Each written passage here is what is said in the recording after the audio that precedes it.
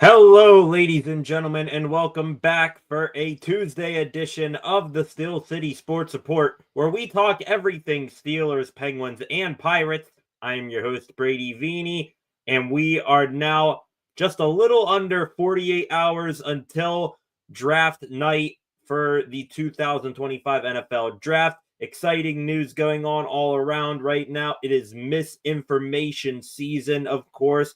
Lots of rumors about Shedeur Sanders, about George Pickens, all of that sort of stuff. Everybody lying, trying to get the player that they want in the NFL draft. And now, today, Pittsburgh Steelers head coach Mike Tomlin and general manager Omar Khan held a press conference. Didn't really say a whole lot, but we're going to break down what they did talk about. Tomlin actually said more with his words and his body language more than anything, in my opinion.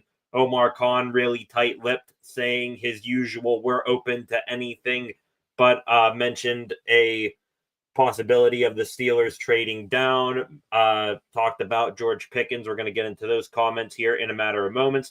Other than that, not really much happening today other than, reporters and analysts and insiders and pundits just putting out their thoughts into the ether right now. And for most part, it is Shedeur Sanders going to the Pittsburgh Steelers. We're going to talk about that.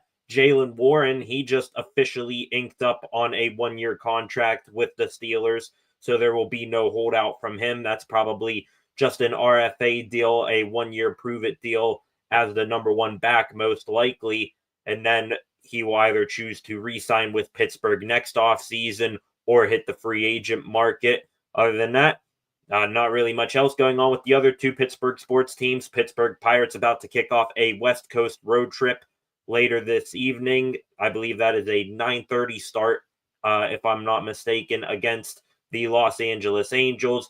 And then little to no Pittsburgh Penguins news, but we'll hit on a couple things there. If you're new here, please be sure to subscribe to the channel and turn on notifications so that you never miss when I am live. Also, like and share this stream and comment in the live chat with any thoughts or questions that you may have. I enjoy interacting with you fine folks. I can pop those up on the screen at will. But first, we are going to start off today with the Mike Tomlin, Omar Khan press conference before Thursday's draft. Omar and Coach T meeting with media at the UPMC Rooney Sports Complex at around 10:30 this morning. Omar actually began the press conference getting a little bit ahead of the trend that seems to be a question asked to him a whole bunch. What are you doing at the quarterback position? Khan stating right off the bat that the Steelers, who usually go into training camp in Latrobe with four quarterbacks, again stating that they will have four quarterbacks on the roster, whether it be through the draft or free agency. Again, saying all options are on the table to acquire the other two quarterbacks to fill out the room. Of course, two quarterbacks on the roster right now, those only two being Mason Rudolph and Skylar Thompson. After that, Omar said that where the Steelers sit currently in the draft at pick 21 and their current pick situation, not having a second rounder, saying that it is far likelier than that the Steelers move back than them moving up, and also staying put at 21 is also highly likely. So no trade up scenario seemingly open for the Steelers, and now Khan apparently confirming that. But then again, we're still, like I said, right now 50 hours away from the NFL draft, and a lot can change in that time span if Omar isn't directly lying to our face. Next, Mike Tomlin spoke, saying that, talking about Aaron Rodgers, of course, somebody was going to bring that up during this press conference. This is the first time we have heard from Omar or Coach T since Aaron Rodgers went on the Pat McAfee show and said that, he's got a lot going on in his life right now. Football isn't at the forefront, and that there isn't a deadline for him to make a decision, and he's still contemplating his options. when Tomlin was asked if the Aaron Rodgers situation has impacted or will impact the Steelers' draft strategy and plans for Thursday night. Tomlin bluntly said it does not. He then continued saying that what the Steelers do in the draft will impact what free agents the Steelers sign. So, reading that and reading, Tomlin's verbiage and his body language during that answer, you could tell that if Shedeur Sanders or Jackson Dart, or who knows, maybe even a Jalen Milroe or Will Howard, if one of those, high end of the draft quarterbacks does get taken by Pittsburgh, then either the Steelers will move on from Aaron Rodgers themselves, or they will, or it will be Aaron Rodgers moving on from the Steelers, saying, I'm not going to go there now with an understudy behind me who could be taking my job. And another thing related to Aaron Rodgers, Davante Adams talked with NFL reporter for The Athletic, Mike Silver, saying that Aaron Rodgers still has a lot left in the tank, he thinks.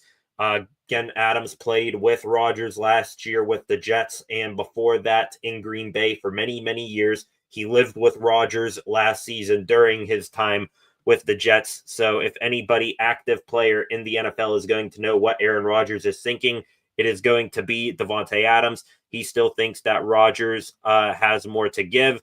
Also, Silver in his punditry said that, talked about Davante saying that Rodgers still would like to go out on his terms, but also said that he feels that Rodgers wants to be courted more, that he wants teams crawling to him and not vice versa, which, again, that sort of plays back into Mike Tomlin's comments that if the Steelers do get their quarterback that they want, Shedeur Sanders, Jackson Dart, whoever, then they may completely shut out the idea of Rodgers coming to Pittsburgh, unless, of course, it's like a low risk bargain. You heard Rodgers on the McAfee show said, oh, I'd play for $10 million. Well, now you got to use that if you're the Steelers as leverage, saying, hey, Aaron, we got a quarterback now. If you're really serious about playing for us, then you'll play for $10 million, something like that.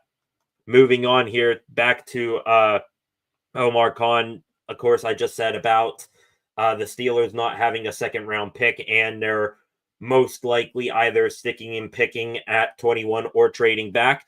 Khan said that the Steelers, of course, gave up a second-round pick for DK Metcalf, and that he is glad that they did when asked about the possibility of trying to get back into the second round. And idea of getting back into the second round if you're the Steelers is possibly trading George Pickens.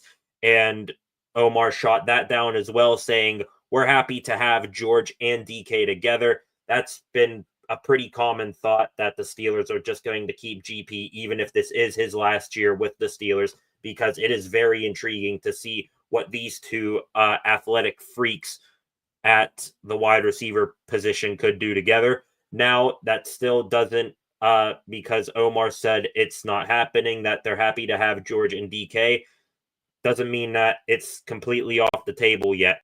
You had Charles Robinson, who's an NFL reporter for Yahoo Sports, NFL Network, really one of the lesser-known insiders right now, though he's up and coming, said on 93.7 The Fan today that the Dallas Cowboys are looking to make a big move, possibly bringing in a wide receiver, and that George Pickens is available and could be an option to go to the Dallas Cowboys.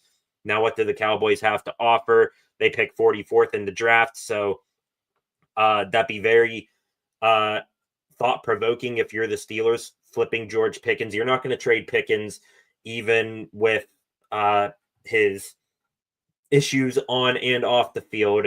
You're not just going to simply sell him for pennies on the dollar, though 44th overall pick, I believe that is the 12th pick in the second round. You are really, really getting good value for George Pickens there. I believe back when Pickens was drafted by the Steelers, he was the 52nd overall pick. So, GP, if you after getting 3 years of production out of him, and you've also seen the warts he has, effort and character on the field.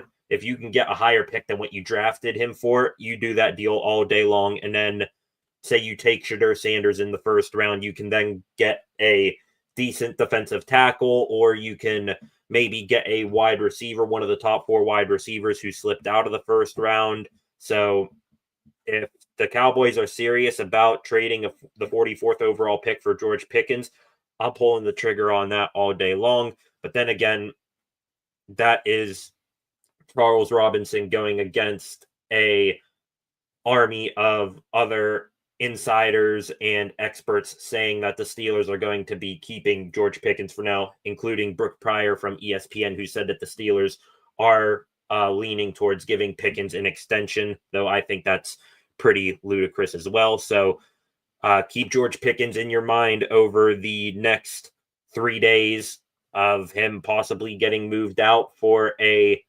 second round pick in this year's draft. I think once you get past day 2, then you can sort of come to the conclusion that George Pickens will not be going anywhere. Speaking of the draft, getting back into Shedeur Sanders talk right now, everybody's favorite NFL draft prospect for the Pittsburgh Steelers right now.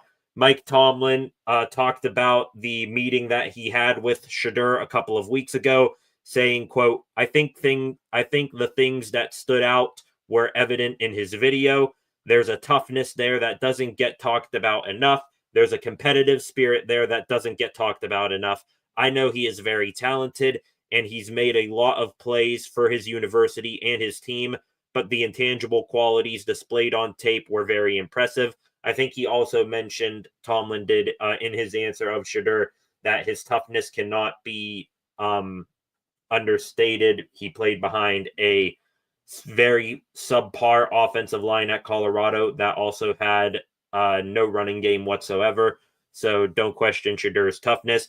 Also said that the meeting wasn't about Tomlin's good relationship with Shedeur's dad, Dion, that it was Tomlin talking to Shedeur, not Tomlin talking to Shedeur about how he knows his dad and loves his dad. So compared to all the other, draft prospects that we've talked about during this pre-draft process, that is pretty telling how in-depth Tomlin just went on Shedeur Sanders 2 nights out from the NFL draft.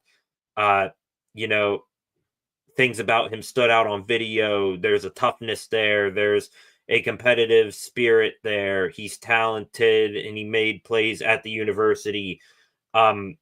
Speaking very high quality. If this was, Tomlin thinking more like an Omar Khan, or going back to the previous GM, Kevin Colbert, Tomlin would have, said, he's a good player. We're leaving all options out on the table. No, he went into deep detail on Shedeur Sanders. So that right there is Tomlin putting on a billboard, hey, I love Shedeur Sanders, and if he's there at 21, it's your fault. I'm definitely taking him. So Shedeur Sanders falls to 21. You can pretty much sign, seal, and deliver that he's going to be a Steeler.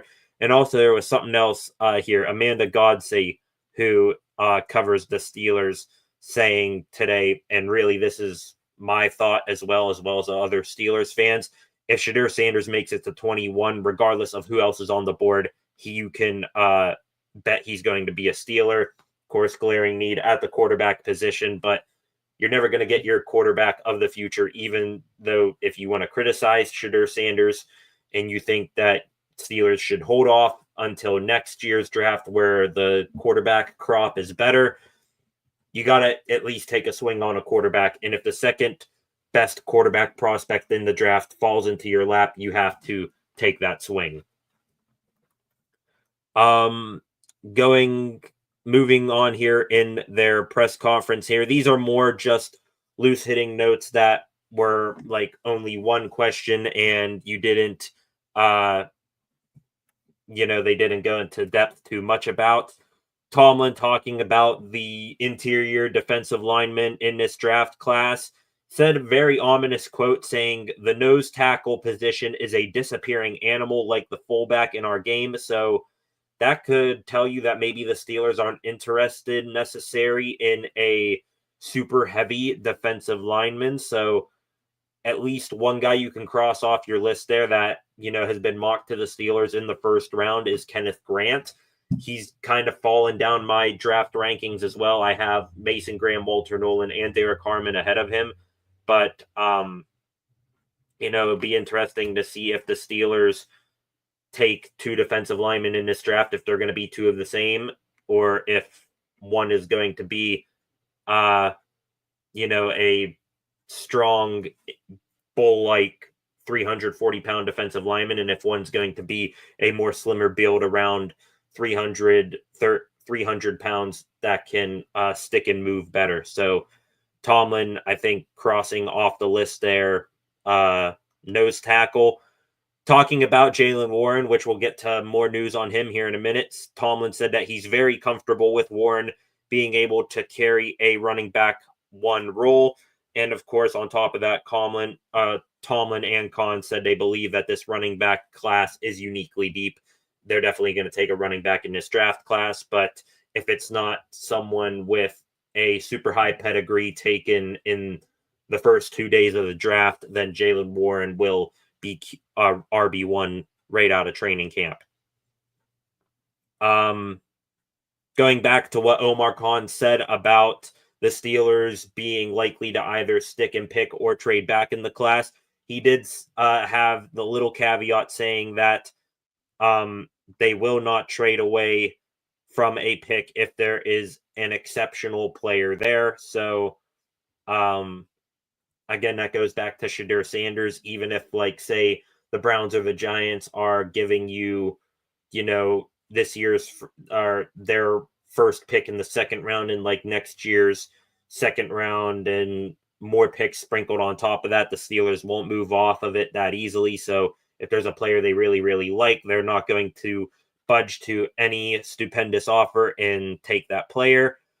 Tomlin said that once we get further into the draft on day 3, scheme fit will be, less of a factor in who they pick. They're just going to go pretty much highest player at a position of need there. Day 3 positions that you're probably going to see the Steelers fill, maybe offensive line, corner, another defensive lineman, wide receiver possibly.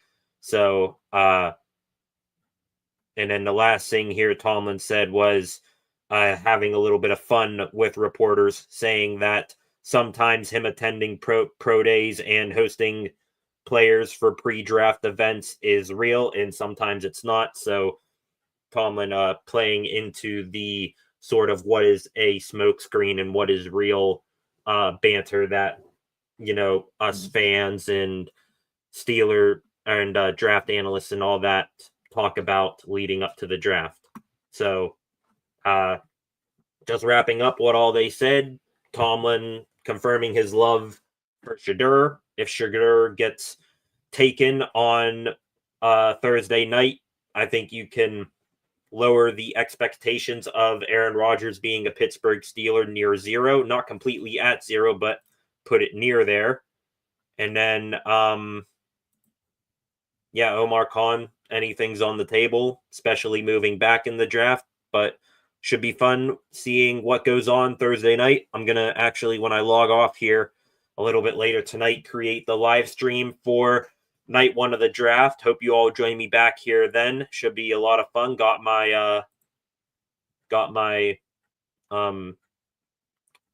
cue cards and video clips all together for that. My all that good stuff. A in the comments, what's going on, boss? Out working, but wanted to tune in. Welcome, A. Hope you're having a fine evening, putting in that work during workout, talking Steelers football draft coming up. Not really much going on today other than the Tomlin and Khan news conference. Going to hit on this real quick. Jaylen Warren did sign a 1-year restricted free agent tender just a couple of hours ago. That was expected. Honestly, I thought that this was already done, but the Steelers officially announced it. Warren last year, 15 games, 511 yards, 1 rushing touchdown, also caught 38 passes 4310. This 1 year restricted free agent deal is probably the Steelers just getting him under contract this year, seeing what he does with an increased role, most likely in the Steelers offense as the number one running back. And then after that, they can either decide to pay him or let him walk for more money. Hit on some other loose Steelers notes real quick. Steelers did report back to the UPMC Rooney Sports Complex today for the beginning of their off-season workout program. Got to see DK Metcalf in the building for the first time since he was there immediately after the trade happened. Was in some Steelers merch. Also got our first picture of him standing next to Calvin Austin. Absolutely hilarious that, in sports you can have two guys with that much of a difference in height play the same sport. Keanu Benton there, Broderick Jones, just looking at pictures here. Darnell Washington and Pat Freiermuth as well. So just about, I think, full participation from everybody on the team there. Jersey numbers were revealed today. Gonna run through those real quick. Mason Rudolph got number 2 back. That number did not stay cold for long after Justin Fields departed.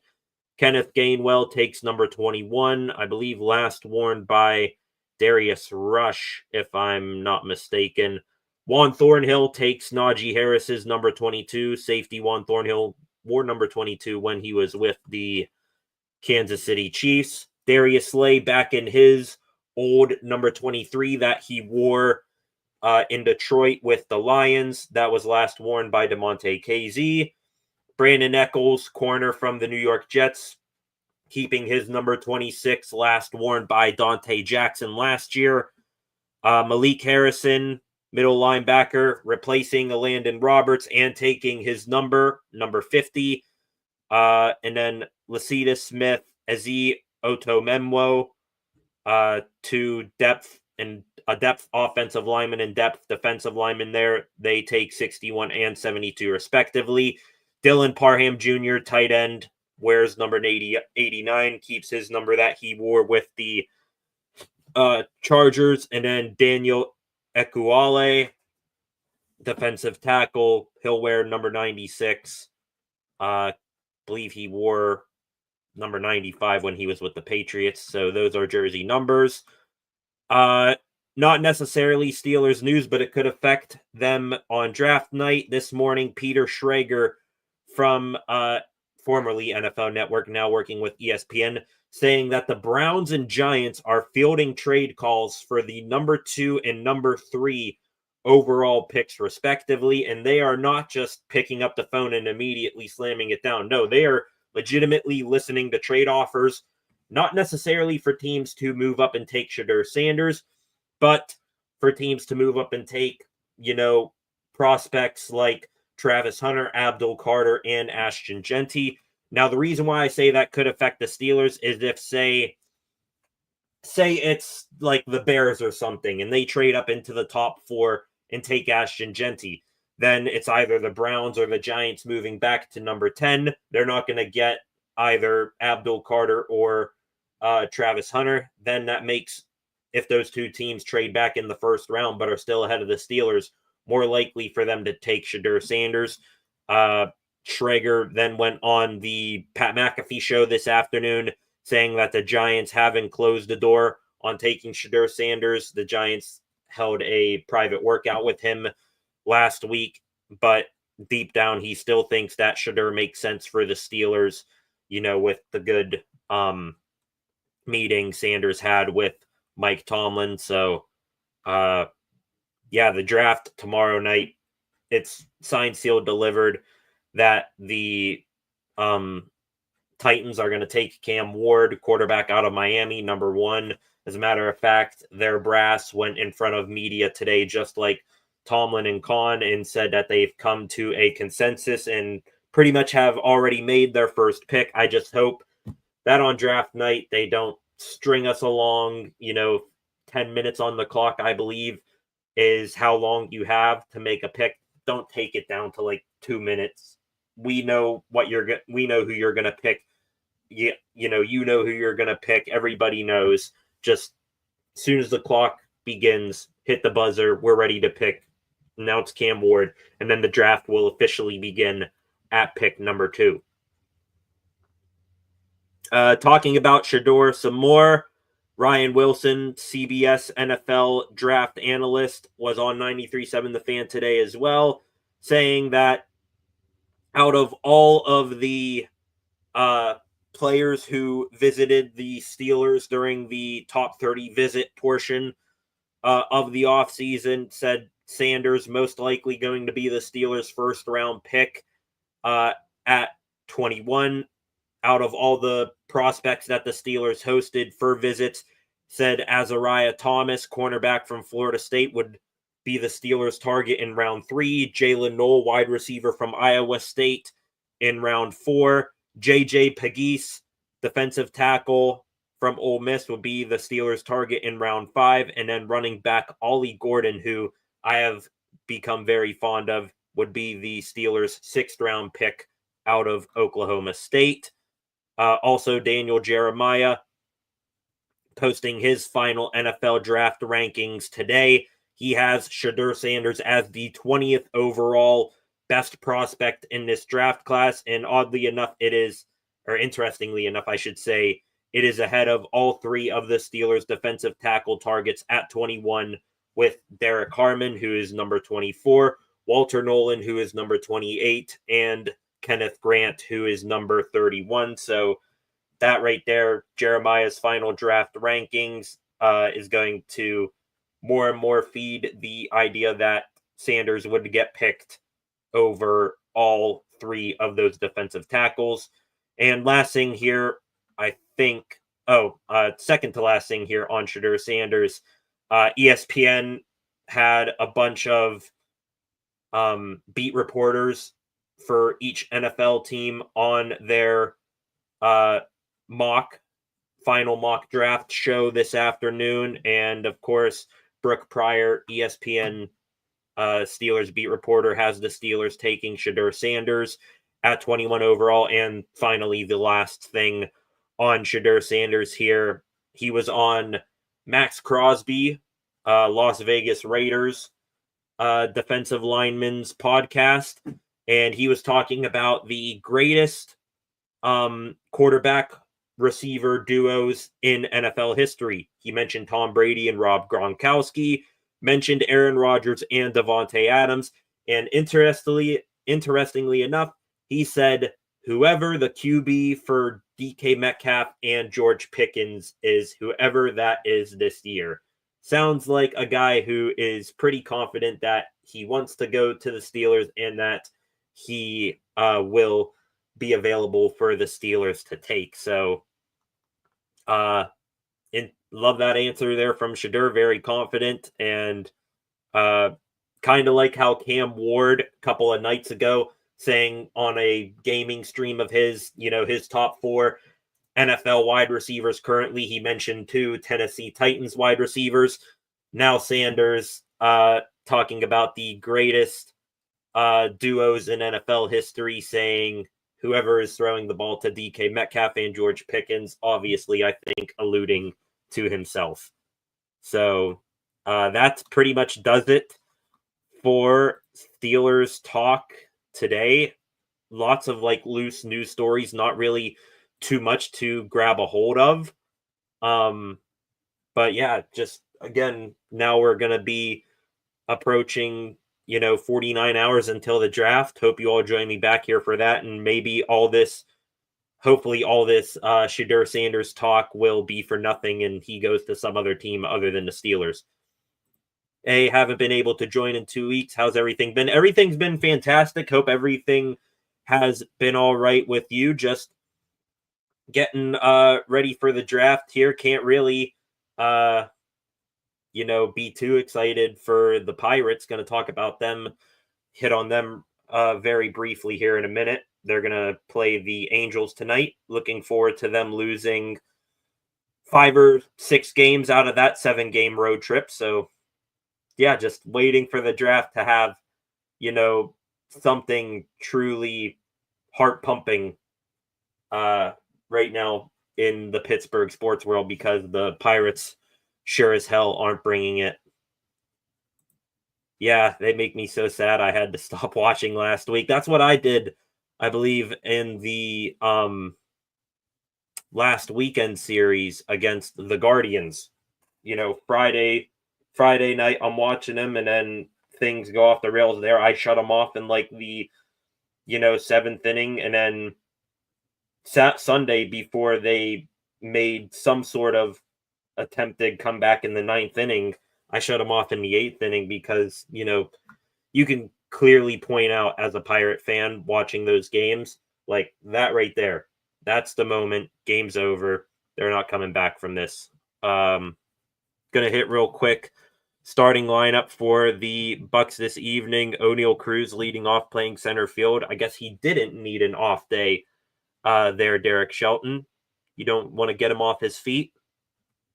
So Cruz leading off center field, Reynolds in right, McCutchen designated hitting, Emmanuel Valdez at first base. Why are we still putting him in the cleanup spot? Seriously, why is Valdez batting cleanup? I don't care if he, is half decent at bat. Dude sucks in the field and sucks at base running. Why are we batting him in the 4-hole? Batting fifth, catching Joey Bart. Sixth, third base, Key Brian Hayes. Seventh, second base, Adam Frazier. Eighth, in left field, Tommy Pham. And ninth, shortstop, Isaiah Kiner-Falefa. Bailey Falter on the bump, I believe, going against Jorge Soriano for the Angels. So that to me looks like a lineup that is going to get about 7 hits tonight and at best scratch across 2 runs. And Falter will probably go, give up 2 runs in 6 innings, and then bullpen will give up a run, and Bucs bats will be the reason that they lose yet again, along with Derek Shelton, of course. I was so mad I vented to ChatGPT about it. ChatGPT says we will never win with Bob. I mean, yeah. I can go up to an infant and they could probably think that right now. Just things will never change with Bob. I will say, though, I said I had the idea that they should have done this before going on this road trip. But if they don't go like at least 4-3 during this road trip, have a winning road trip, then Derek Shelton needs to be fired by the time they get back to Pittsburgh. You're probably going to get swept by the Dodgers. After that, just leave him in LA. Say, hey, go take a vacation. You're not coming back on the team playing with us. Just, will it change much? Probably not, but you need to change something here. And Shelton, he's the easiest and most expendable right now. Next would be Cherington. But then again, no matter what changes you do make, Bob Nutting's your owner, and he's probably going to bring in just as bad general managers and managers after that until the end of time, until he sells the team, which probably won't happen, or he gives the team to his daughters one day. Yep, I agree. Yeah, just stuck in a loophole of pain and suffering as Pirates fans. Gonna hit on the Penguins real quick. Gonna keep the stream short here tonight. Was on extra long last night, so gonna keep things short here this evening. Mike Vellucci, Penguins assistant coach, was named to the 2025 U.S. men's national team behind the bench. So I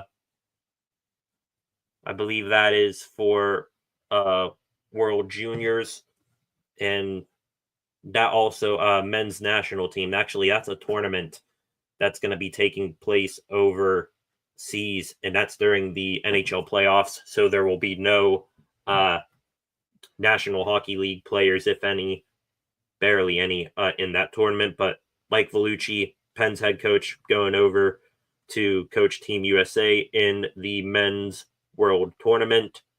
And also, team getting together one last time before they part ways. Evgeny Malkin last night, getting a bunch of players together, all getting them hats. If you know the Geno hat with the penguin on it that he always wears, looks like he got the team their own hats as well. See, look in here, Ryan Graves, Eric Carlson, Sid, Kevin Hayes, Vasily Ponomarev. Looks like just about the whole team, they're getting their own hats. So cool on Geno giving his guys a nice parting gift.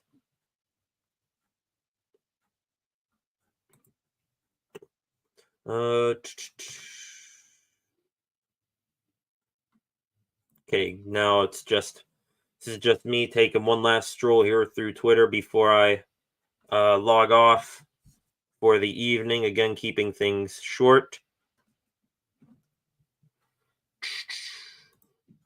Yeah, there's the Pirates officially posting their lineup here for tonight.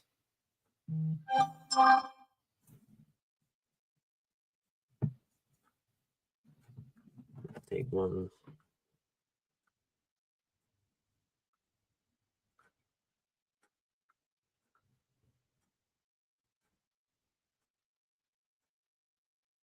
Interesting here. Josh Roundtree. Today marks 7 years, 2,557 days since a Pittsburgh major pro sports franchise last advanced in a postseason. That tells you just you're watching me now do this. That's because there is nothing exciting, barely anything optimistic about the any of the sports teams right now. The Pirates are a joke. They've been a joke. They'll continue to be a joke. The Steelers haven't won a damn thing since Big Ben blew his arm out, and they still haven't found his replacement. Hopefully that ends Thursday night. And probably the team that I'm most optimistic about right now is the Penguins. And they just missed playoffs by a big point differential. And the only reason I have optimism for them is because they did things the right way. And they sunk everything down to the bottom, and now they got draft picks and cap space and young player prospects and all that. So hopefully they will be able to break that streak next year. Yeah, the Bucs last won and made the playoffs 2013. Steelers haven't won a playoff game in nearly a decade, and the Pens haven't won a postseason series since 2018 as well, when the Capitals won the Stanley Cup. So sad time. All right, I'm not seeing anything else here. Tomorrow will be my final stream before draft night. Again, Thursday, Friday, I will at least be live for the first 2 nights of the NFL draft, debating whether or not I will be live for Saturday's day 3 of the draft. So again, tomorrow night will be my last stream like this, sort of news and notes stream, and then I will be live Thursday and Friday for the draft solely. We'll hit on any other loose news stories during that evening. So with that, hope you all join me back here tomorrow and on Thursday and Friday for draft coverage. Got my prospect rankings just about wrapped up and all together for each of the positions. We'll give an in-depth breakdown on every prospect. Most prospects, I won't say every prospect, most prospects that get drafted. And yeah, I'll see you guys then. For now, hope you like, share, and comment on this stream. Subscribe to the channel and turn on notifications so that you never miss when I'm live like this. Until then, I will see you guys back here tomorrow night. Let's see how the Bucs do later this evening against the Angels, and I will see you guys back here tomorrow. Peace and have a good night, everyone.